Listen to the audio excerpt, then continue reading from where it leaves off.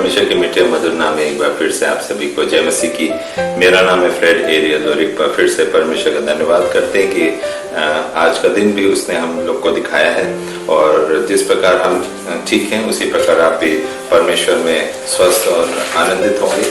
और परमेश्वर का धन्यवाद करते हैं जब आज का वचन उसने जो दिया है ताकि हम आपके साथ उस वचन को शेयर कर सकें।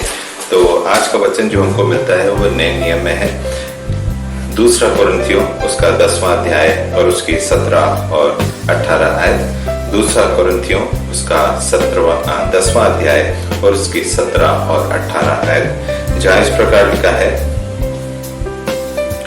परंतु जो घमंड करे वह प्रभु पर घमंड करे, क्योंकि जो अपनी बड़ाई करता है वह नहीं, परंतु जिसकी बड़ाई प्रभु करता है वही ग्रहण किया जाएगा। परमेश्वर का वचन पढ़ा के इसके पढ़े और सुने जाने में परमेश्वर आशीष दे। यहाँ पे बहुत ही अच्छी बात यहाँ पे दी गई है। हम अक्सर जीवन में जब आगे बढ़ते हैं, जब हम तरक्की पाते हैं, जब हम अपने काम में हम सफल होते हैं, तो हम अक्सर लोगों के सामने घमंड दिखाने लगते हैं कि हमने कितनी उपलब्धियां या कितने चीजों को हमने प्राप्त किया है अपने जीवन में।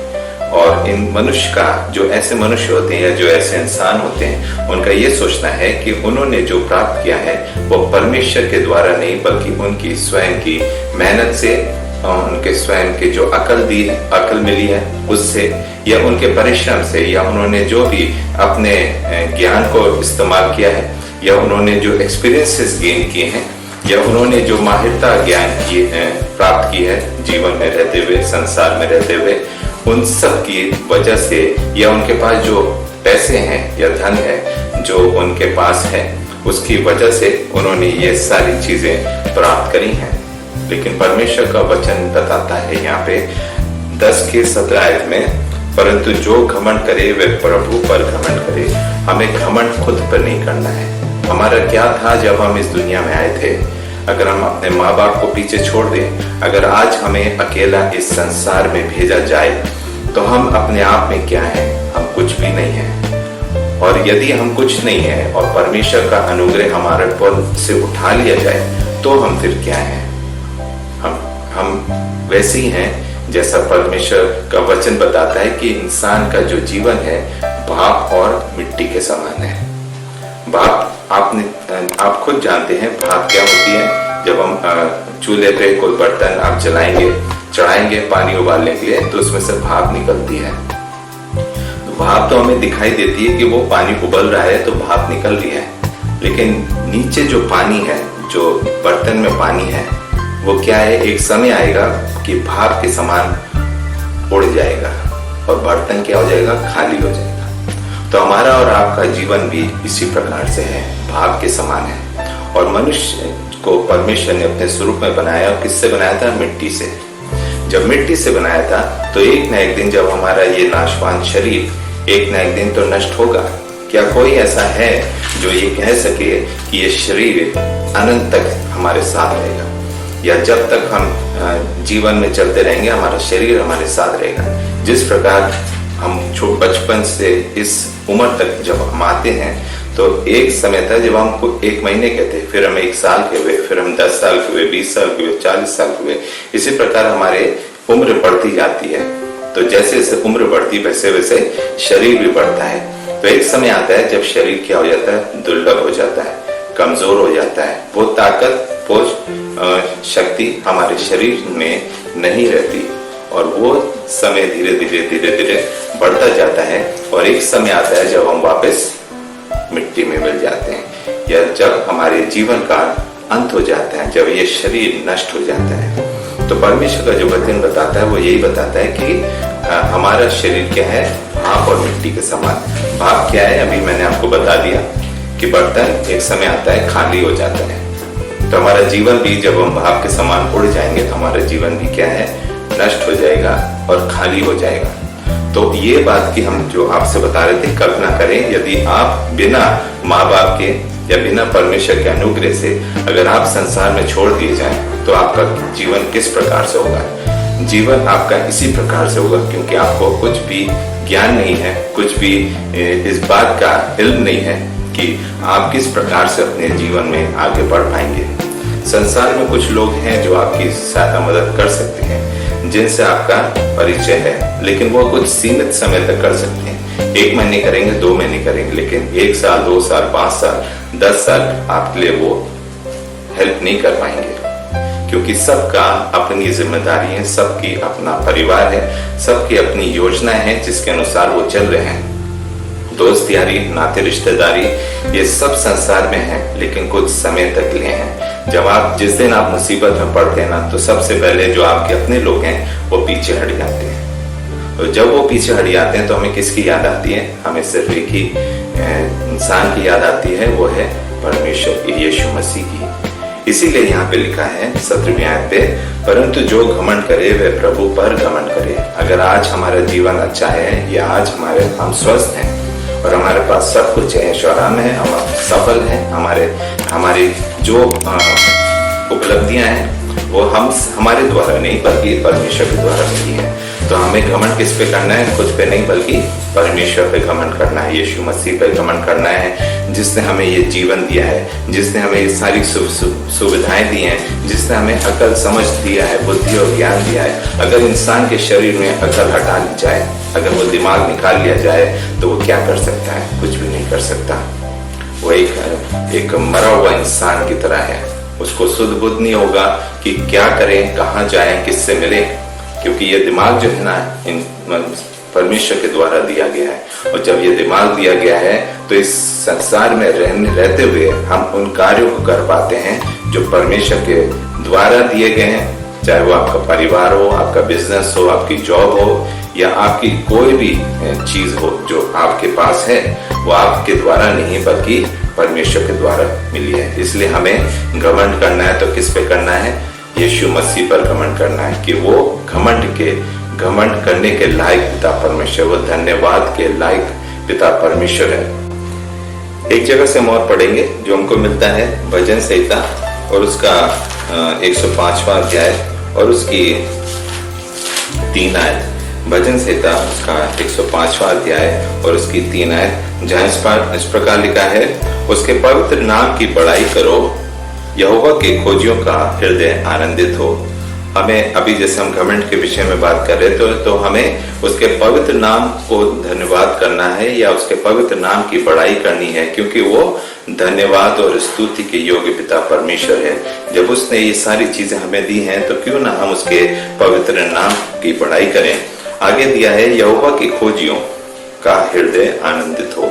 यहोवा की खोजी कौन है? यहोवा के खोजी हम और आप हैं, जो उसके मार्गों पे चलते हैं, जो उसके चलाए हुए के अनुसार चलते हैं या उसकी योजना के अनुसार चलते हैं। तो यहोवा के खोजी हम सब हैं जो उसकी बाट जोड़ हैं या उसके उपासना करते हैं, उससे प्रेम करते हैं, उसके वचन पे चलते हैं या उसके अनुसार अपने जीवन में आगे बढ़ते हैं। तो इसलिए यहोवा की खोजियों का हृदय आनंदित है। हमारा और आपका हृदय आनंदित होना अवश्य है, क्योंकि उसने ये सारी चीजें हमें और आपको यूं ही दे दी हैं।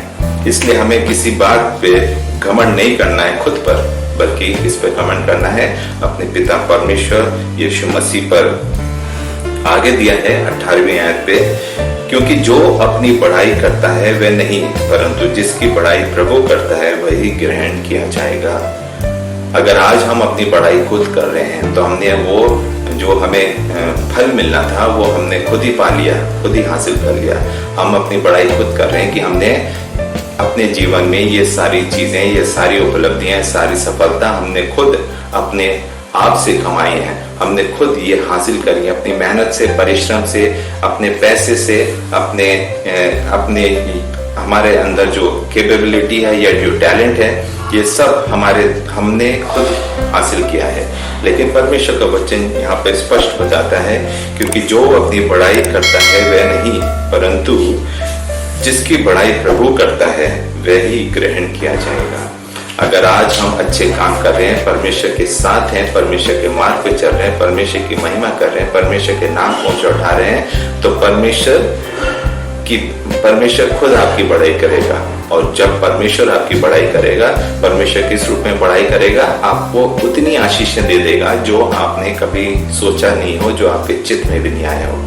वो आशीषें जो परमेश्वर के द्वारा आपके जीवन में आती हैं, अपने आपके परिवार में आती हैं, आपके जॉब्स में आती हैं, आपके बिजनेस में आती हैं, तो ऐसी आशीष के लिए हम क्यों ना परमेश्वर पे घमंड करें जो परमेश्वर अपने आप देता है। तो जब हम परमेश्वर के वचन को आगे फैलाते हैं, परमेश्वर के कामों को आगे फैलाते हैं, परमेश्वर के लोगों को परमेश्वर के नजदीकी में लाते हैं, जो भटके हुए हैं, जो भटक गए हैं, जो परमेश्वर के मार्ग से हट गए हैं, जब हम ऐसे कामों को करते हैं तो परमेश्वर क्या करता है, हम सबकी बड़ाई करता है। और जब परमेश्वर बड़ाई करेगा तो ऐसे ही लोग जो हैं परमेश्वर को ग्रहण योग्य हैं। परमेश्वर ऐसे लोगों से प्रेम करता है, परमेश्वर ऐसे लोगों को आगे बढ़ाता है और परमेश्वर के राज में ऐसे ही लोग ग्रहण किए जाते हैं। एक जगह से हम और पढ़ेंगे, 2 कुरिन्थियों 10 उसका 12वां अध्याय, 2 कुरिन्थियों 10 उसका 12वां अध्याय। इसी का जैसे हम 17-18 में पढ़ रहे हैं, इसी की 12वीं आयत में हम देखेंगे, यहाँ लिखा है, क्योंकि हमें यह साहस नहीं कि हम अपने आप को उनमें से ऐसे कुछ के साथ गिने या उनसे अपने को मिलाएं जो अपनी प्रशंसा आप करते हैं और अपने आप को आपस में नाप तोल कर एक दूसरे से मिलान करके मूर्ख ठहरते हैं। हम ऐसे लोगों से अपने आप को कंपेयर ना करें या अपने आप लोगों की तालमेल ना करें कि किसके पास कितना धन है या किसके पास कितना ऐश्वर्य है या कितना उनके पास सफलता है। क्योंकि ऐसे अगर हम आपस में ये कंपैरिजन करेंगे तो कंपैरिजन करने से परमेश्वर प्रसन्न नहीं होता है। क्योंकि परमेश्वर प्रसन्न किस बात से होता है कि जब हम उसके काम और उसके राज्य की तरफ अपने आप को आगे बढ़ाएंगे, ना कि हम औरों से, अपने रिश्तेदारों से या अपने फ्रेंड सर्कल से अपने आप को कंपेयर करेंगे। क्योंकि कंपेयर करना मूर्खता है। जैसे परमेश्वर का वचन आखिरी में यहाँ पे लिखा है 12वीं आयत में, और अपने आप को आपस में नाप तोल कर एक दूसरे से मिलान करके मूर्ख ठहरते हैं। हमें किसी से एक दूसरे से मिलान नहीं करना है। जो आपकी लाइफ है वो आपकी लाइफ है, वो सब श्रेष्ठ है, वो परमेश्वर के द्वारा दी गई है। क्योंकि हमारी जीवन परमेश्वर की है, हमारा अपना कुछ भी नहीं है। जब ये जीवन परमेश्वर के द्वारा दिया गया है तो इसलिए हमें किसी से नाप तोल नहीं करना है। जिस प्रकार ये 5 उंगलियां बराबर नहीं है, उसी तरह मनुष्य भी एक समान नहीं है। अगर आपके घर में 5 लोग हैं या आपके दोस्त यार में 5 लोग हैं तो सबका व्यवहार, सबका नेचर डिफर करेगा, अलग अलग होगा। उसी प्रकार ये 5 उंगलियां भी परमेश्वर ने एक समान नहीं बनाई है। कोई छोटी, कोई बड़ी, कोई मोटी है, कोई पतली है। उसी प्रकार आज हमारे पास धन ज्यादा है, किसी पास कम है, किसी पास कुछ भी नहीं है। तो क्या जिसके पास कुछ नहीं है वो क्या वो परमेश्वर का धन्यवाद नहीं करता है? वो भी करता है, क्योंकि उसको भी मालूम है कि वो जो जीवन मिला है वो कहाँ से मिला है, परमेश्वर के द्वारा। इसलिए इस वचन जो आज परमेश्वर ने हमें दिया है, तो ये कुछ बातें थी जो आज हम आपके साथ शेयर करना चाह रहे थे। तो इसलिए अंत में यही हम कहना चाहेंगे कि जो घमंड करे वो किस पे करे, परमेश्वर पे घमंड करे। क्योंकि सारी चीजें, सारी वस्तुएं, सारी ऐशो आराम आपको कहां से आते हैं? परमेश्वर से। दिल, दिमाग, अकल, समझ, बुद्धि और ज्ञान भी परमेश्वर देता है। इसलिए हमें अपने आप पे भरोसा नहीं करना है, अपने आप पे घमंड नहीं करना है, बल्कि परमेश्वर के बताए हुए मार्गों पे चलते रहिए और परमेश्वर आपको आपकी बड़ाई करेगा और आपको शिरोमणि करेगा और आपको इतना फलवंत करेगा जो शायद आपने कभी विचार में भी ना आया हो। आशा करते हैं इस छोटे से बच्चन के साथ आपने बहुत कुछ सीखा होगा, और अगर कुछ सीखा है तो आप कमेंट करके आप बता सकते हैं। अगर कोई विषय है जिसके लिए आप प्रार्थना कराना चाहते हैं तो आप विषय नीचे कमेंट सेक्शन में लिख सकते हैं और हम आपके साथ प्रार्थना जरूर करेंगे। May God bless you all.